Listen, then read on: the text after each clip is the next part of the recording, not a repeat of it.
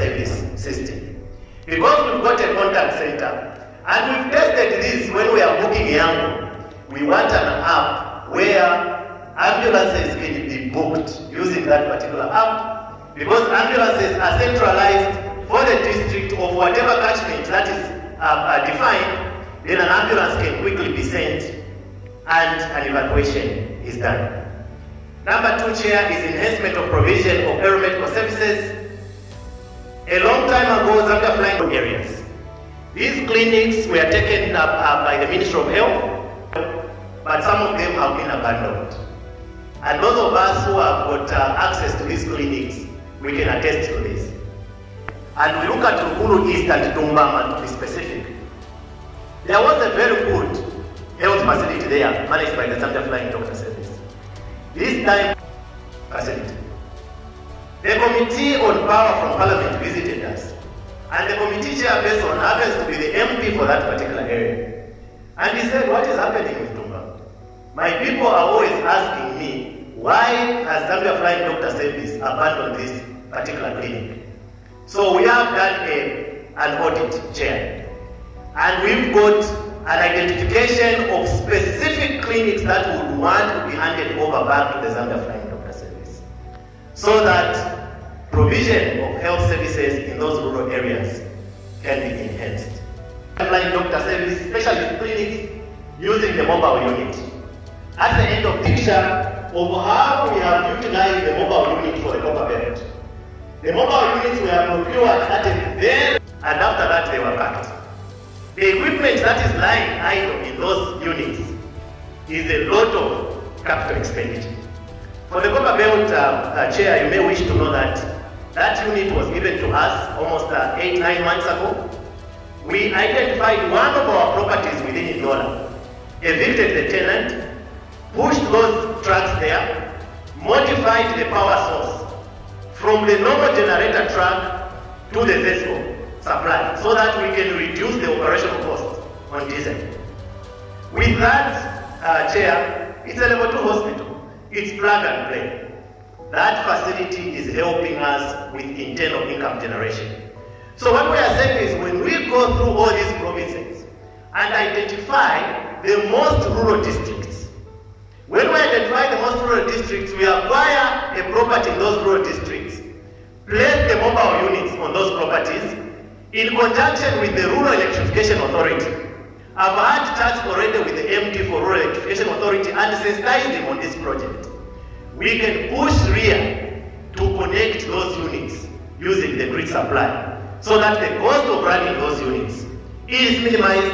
However, the proximity of us providing specialist medical treatment to the rural areas is enhanced, because those units have got operating theaters.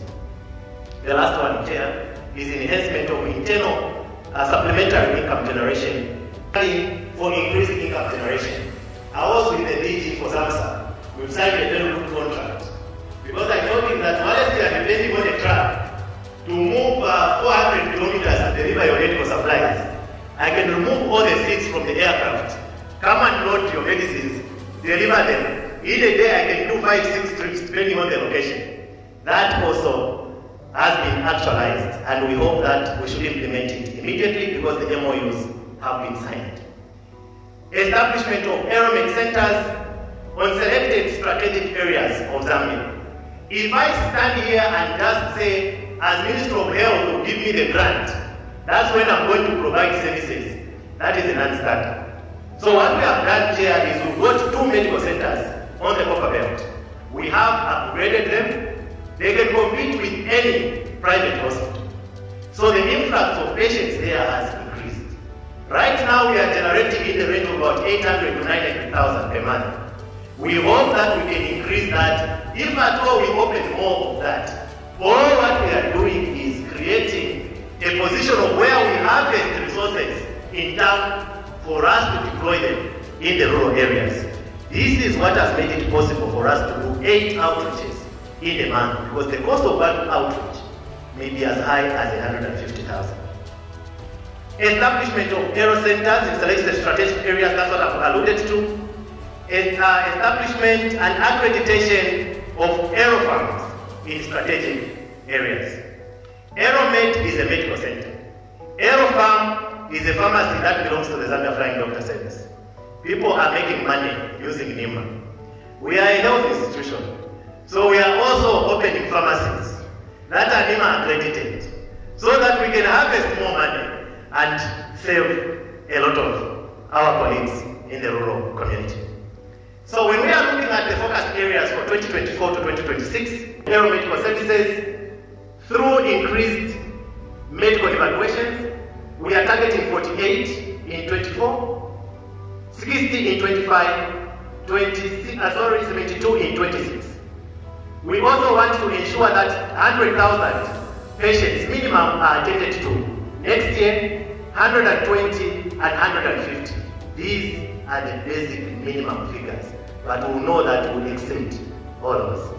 72 medical outreaches, 84 in 25 and 96 in 26.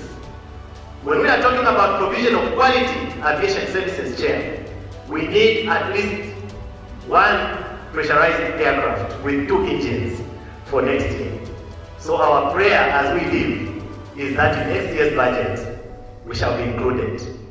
One chopper, if it can be included, will be more than planned. Another chopper in 26. Purchase of advanced life support. These are not cheap equipment. They are, in terms of analyzing the focus areas for 24 to 26 continuing, we need to conclude the formulation of our strategic plan, which is at 58%. The MOH have already concluded. That is our springboard. And we skyrocket from there.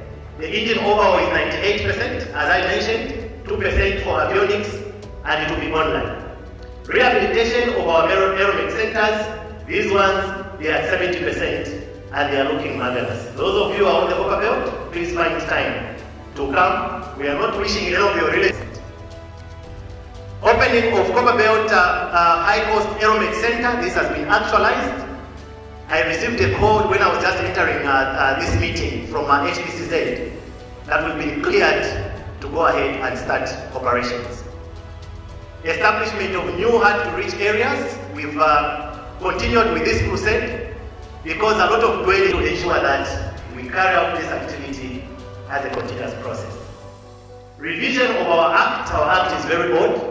This process has started. Improved service delivery by deployment of drone and introduction of telemedicine. Centralized ambulance systems have alluded to that. We also need to ensure that we automate all our processes. In this regard, we've engaged the Smart Zambia. We are in the process of automating the medical operations, aviation, as well as finance and administration. In conclusion, Chair, for us to effectively carry out our mandate, we need support at 4 levels. Of the Service Annual Operations Grant, this is going to enable us, as much as we are also trying to speed up the income generation internally, it's going to help us with increased access of health services by our colleagues in the rural areas. Recapitalization of the service by facilitating for the procurement of identified critical maintenance, construction, rehabilitation, and upgrading of our airstrips. We need this support. Facilitate the liquidation of the outstanding debt, which statutory debt, majority of it, is as a result of penalties.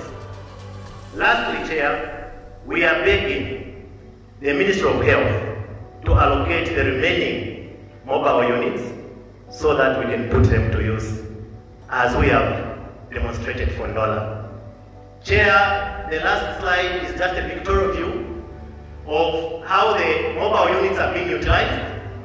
As a high-cost medical center in Ndola, we have placed them behind just the normal building. When the patients are coming, we are fully ready to provide services as we earn an extra income to be deployed in the rural areas. Chair, I thank you.